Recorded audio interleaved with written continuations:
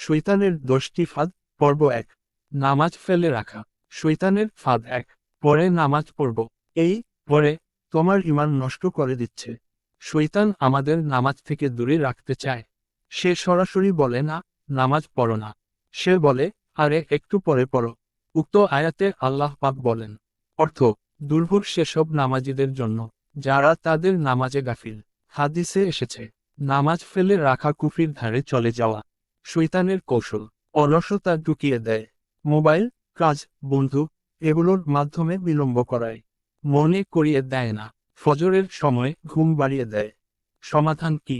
আজই ঠিক করো, নামাজ সময় মতো পড়বে। মোবাইলে আজান রিমাইন্ডার চালু করো। নামাজকে জীবনের সর্বোচ্চ গুরুত্ব দাও। দোয়াটি বেশি বেশি পড়া, হে আল্লাহ, আমাকে অলসতা ও গাফিলতা থেকে রক্ষা করো। তুমি আমার সালাত সহজ করে দাও। আজকের ফাঁদ পরে পড়ব। কাল হয়তো আর সময়ই থাকবে না। এখনই ঠিক করো, আমি নামাজে দেরি করব না। পর্ব 2 আসছে। কাল থেকে করব বিলম্বের ফাঁদ। শেয়ার করো, অন্যকে এই ফাঁদ থেকে বাঁচাও।